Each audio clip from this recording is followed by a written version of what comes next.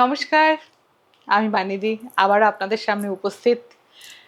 আজকে আবার কিছু ঠাকুর দেবতা নিয়ে কথা বলবো।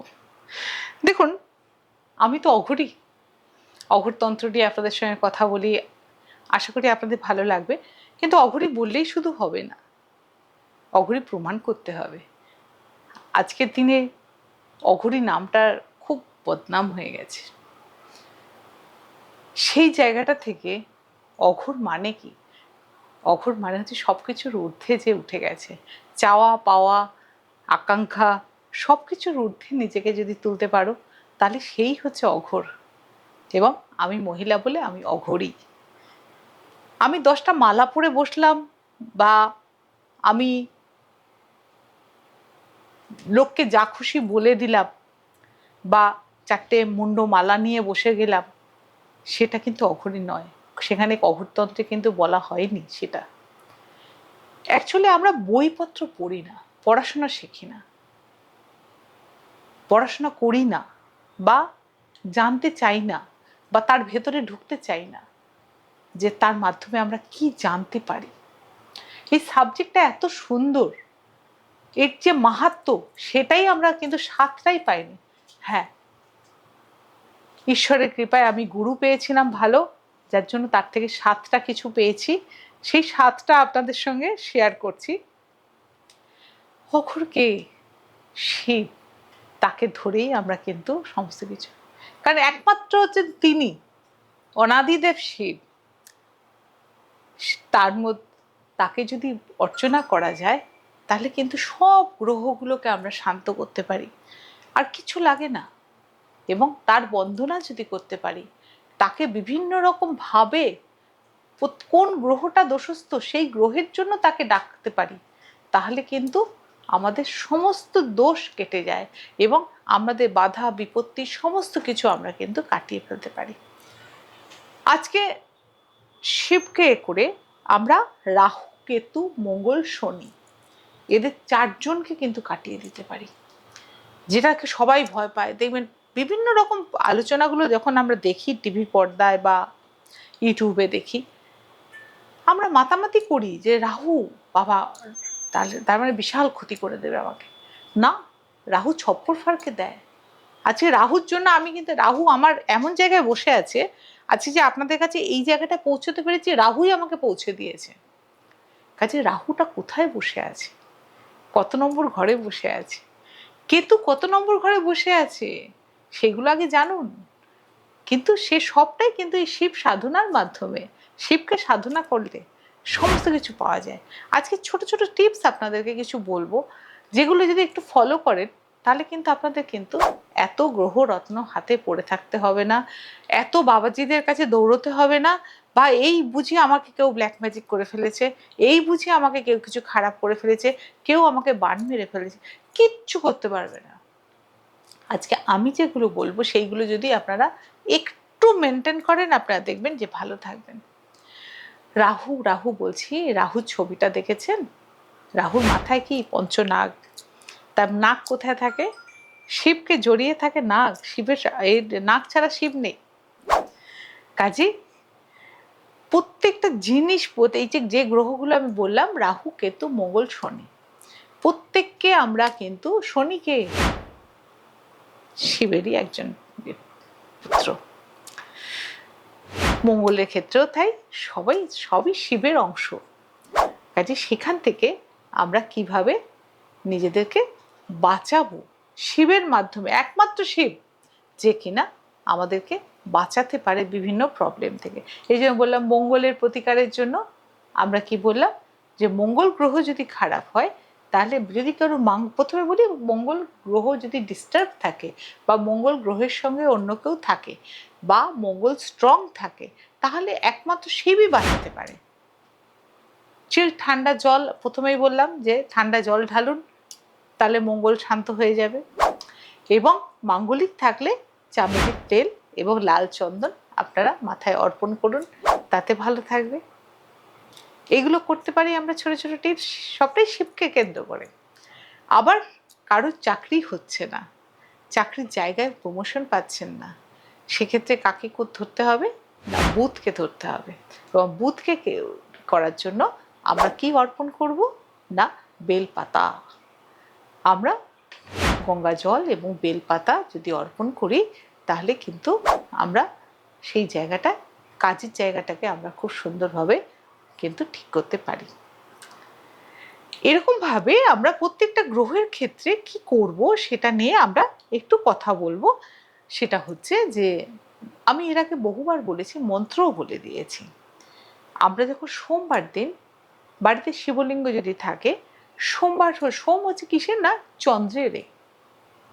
তাহলে চন্দ্রকে আমি বুস্ট আপ করবো কি? না চন্দ্র মাতৃকারক গ্রহ। চন্দ্রকে বুস্ট আপ করতে গেলে সবার আগে দরকার হচ্ছে মাকে সম্মান করা। বা বাড়িতে যদি মা কালী থাকেন, দক্ষিণা কালী থাকেন, তাকে একটু পুজো করবেন। দেখবেন তাতে শিব তুষ্ট হয়ে গেছেন এবং আপনার চন্দ্র বুস্ট আপ হচ্ছে। এবং চন্দ্র বুস্ট আপ হওয়া মানে কি হবে বলুন তো?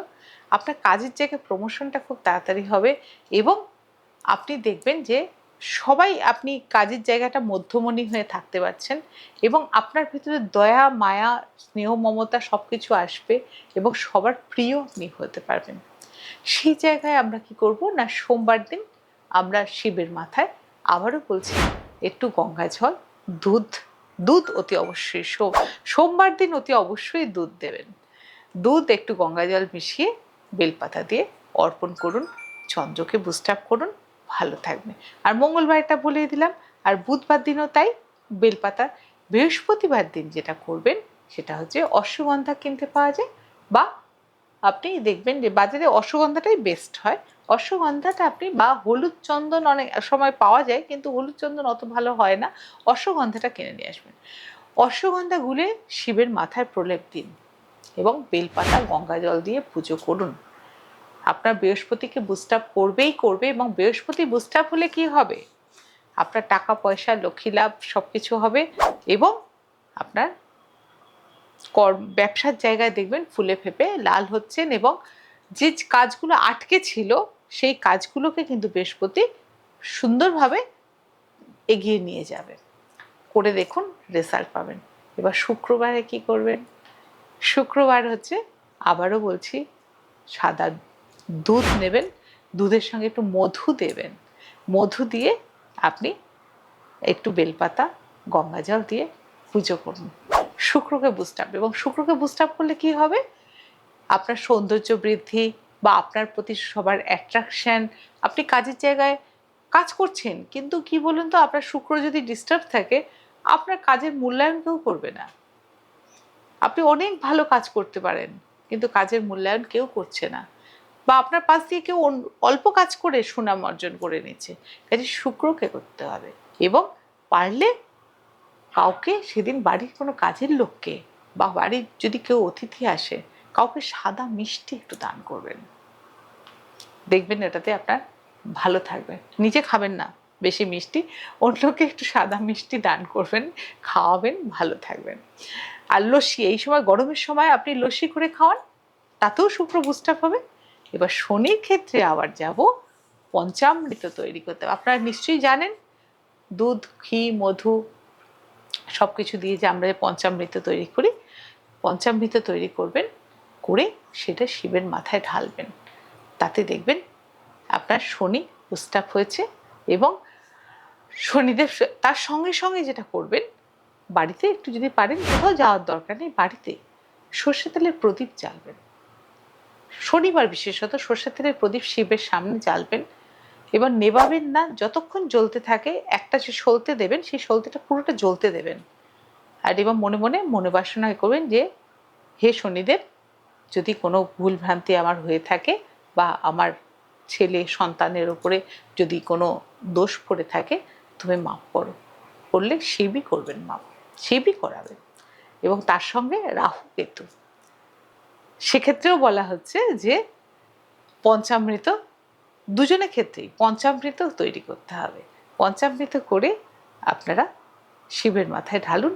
সঙ্গে কিন্তু বেলপাতা নেবেন, এটা অতি অবশ্যই নেবেন। বেলপাতা দিয়ে, পঞ্চামৃত দিয়ে আপনার শিবকে অভিষেক করুন এবং তাতে দেখুন যে আপনাদের রাহু কেতুর প্রভাবটা অনেকটা কমবে। এবং তার সাথে সাথে আমরা যেটা বলে থাকি, রাহুর জন্য যদি বেড়ালকে, যদি পারেন বেড়ালকে একটু খেতে দেবেন, দুধ খেতে দেবেন, দুধ খেতে দেবেন, দুধটা একটু একটু গুড় দিয়ে দুধটা গুলে দেবেন।